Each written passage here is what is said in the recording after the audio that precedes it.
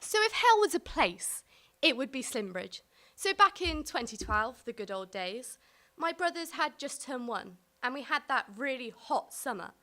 And the one, Jamie, they're twins, I should just clarify, he was a really grumpy child, but he loved the outside. So my mum bought a seasonal pass to Slimbridge, and every time she went, she'd be like, "Chloe, do you want to come?" And I'd be like, "No, it's fine. I'm going out with my friends, Mum." And then she'd be like, "But it's this water park with this play area, and it's really cool." And I'd be like, "No, it's okay."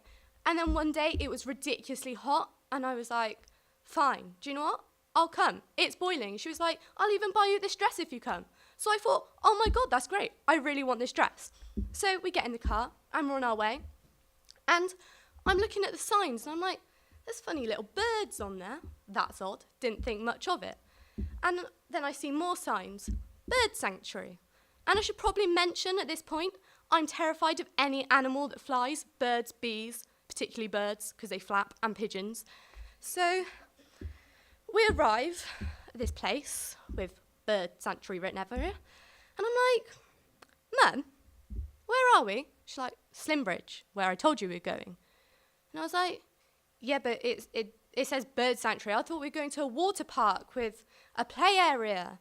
And she's like, "Yeah, this is it. It's just this tiny bit inside Slimbridge." And I'm like, "Oh, for God's sake." So I take a minute. I compose myself. I have a little chat. I'm like, it'll be okay. I buy a bag of birdseed for 50p. And I'm holding on to it as I'm walking out for dear life, thinking back, that was probably not a good idea, because if birds want anything, it's going to be the seeds in my hat. And I don't know if you've ever been to Slimbridge, but there's this wooden bridge you have to cross to get into like the main bit. And I walk out, I'm like, yeah, I've got this. I'm going to ignore all these birds. They're in cages. But stood there at the front of this bridge is this swan. And he's looking at me. And behind, on the other side of this bridge, is this goose. And he's even more angry. And this goose, he's staring right into my soul like he just does not like me. He hates me. He can sense that I don't like him. And my mum, just with the buggy, goes strolling past. "Come on, Chloe, what are you playing at?" "He's staring at me, Mum. I can't pass him." "Come on, stop being so ridiculous." So she just wanders off to wherever she's going, leaving me on my own, 12 years old, with this bird staring at me. So I'm like, this is ridiculous, right? I'm gonna do this. So I walk past this swan, and his head follows me the whole time I walk round him. And I'm like, I've made it.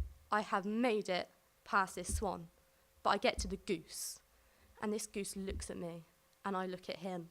And it's just this look before he opens his wings and just goes, "Bah!"